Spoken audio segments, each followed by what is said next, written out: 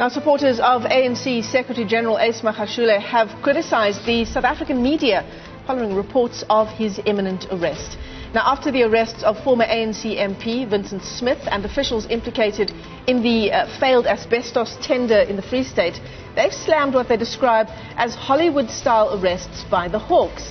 They believe the presence of the media at those arrests is a desperate move to score political points and to embarrass political opponents.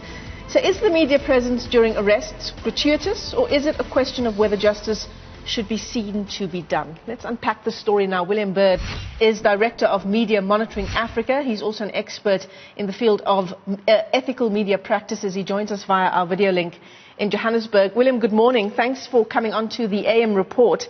So, I mean, it's not really a question, is it, of whether the media should have reported on allegations of an arrest warrant for Ace Magashule. I suppose the question is, who was in control of that story even making it to the news? And essentially, was it planted, and to what end? Well, hello, good morning. So I think that there are a couple of issues. The first is the story seems to emanate directly from Ace Magashule's office. And that, I think, is a very real problem, because what we now know is that both the Hawks and the NPA have roundly condemned and said that there's simply no truth to this at all. There's no warrant of arrest that has been issued. So you have to then say, well, why on earth would Mr. Magashule put out that kind of a story? So either he's got some evidence, or he's been speaking to the authorities, in which case that should have been made known to the journalists. So someone here is misleading and deliberately misleading the media and the public, and that is a very dangerous scenario to be in. I mean, I know we're getting used to senior political figures lying routinely, as they do around the world, like Mr. Trump and co. But this is a very real problem for people having faith in what they then are to believe. So you have a scenario. You've got a senior figure, one of the most senior officials of the ruling party, leaking to the media essentially this idea that that there's a warrant out for his arrest, and then also pushing this kind of narrative that this is going to be a Hollywood-style arrest. He's the one who's been quoted as saying this is accurate. It wasn't only Independent that confirmed that. SABC confirmed that with someone from his office. Yeah. So I guess the couple of things is should the media have reported it only when Mr. Magashule said to them that this is coming?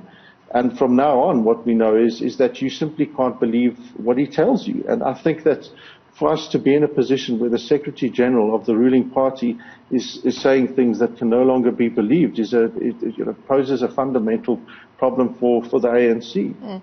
So, William, so in that instance, so Ace Magashule confirms to journalists that he is aware of a warrant of arrest being issued against him.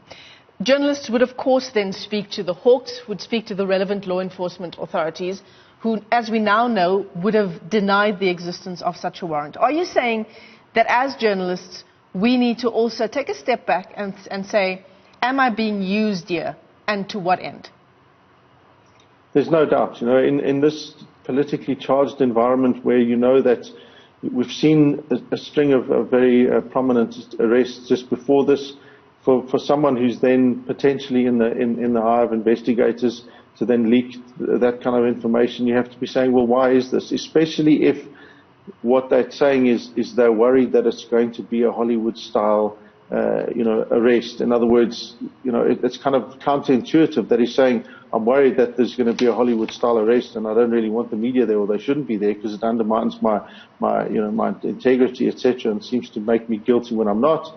And yet he's the one who's leaking that to the media. So it's kind of, why would you do that? So now, going forward, I think media are going to have to say, if someone reveals that kind of thing to them or leaks that to them, especially if it's not the NPA or the Hawks directly and through, legitimate channels, that they're going to have to be very, very suspicious of that, as they should indeed of sources that come forward with any kind of information that's highly controversial. Journalists' first question always has to be, well, why are you telling me this now, and what would you possibly stand to gain or lose by releasing this kind of information to the public?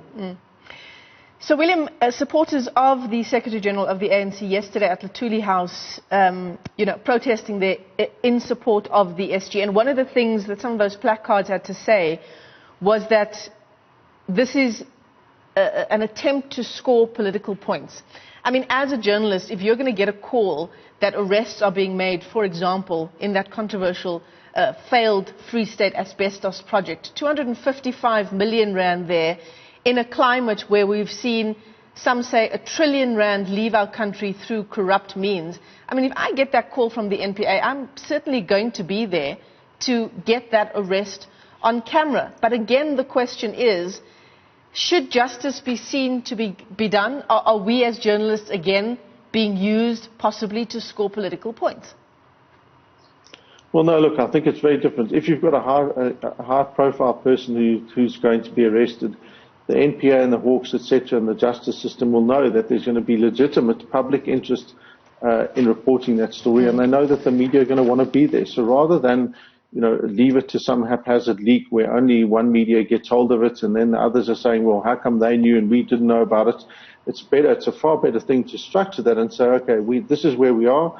The warrant is here. Tomorrow we are going to be doing this thing. And also bear in mind that with all of these high-profile arrests, invariably they've already spoken to the person that they're going to issue the warrant of arrest to, or the person that they're going to go and be seizing the assets from. It's not like, those people are lying in their bed in the morning and suddenly the next thing they get woken up and there are all these people there. No, that's not how it works in these high-profile instances. So for the media to be there is a perfectly legitimate way of them being there to report, to make sure that that arrest is carried out not in an improper manner, that they will be there to be able to witness it, that they didn't, smash in and smash through the doors and behave in an irresponsible manner. That's precisely the media's role in society. So this idea that, this is somehow invasive of them or, I just don't think there's any really legitimate argument to be made about that. Yeah, and there is an argument for many, many stories. There is a sensationalist argument to be made, but in the case of corruption, it is, as you say, a public interest issue.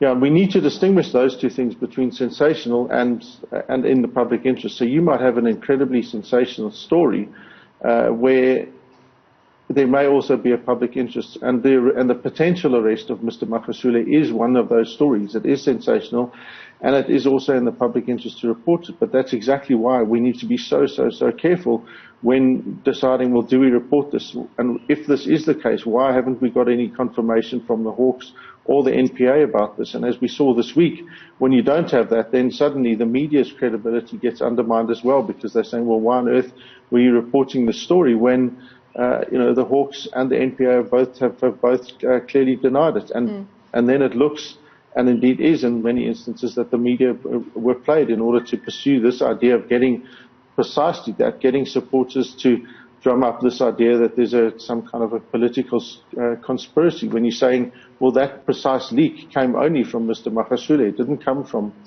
somewhere else. William Bird, as always, a pleasure talking to you this morning on the AM Report. It is, of course, as we continue to track that news making headlines just this week. It's since been denied by the Hawks, the fact that there is this warrant of arrest that is imminent against Ace Magashule. Certainly a developing story.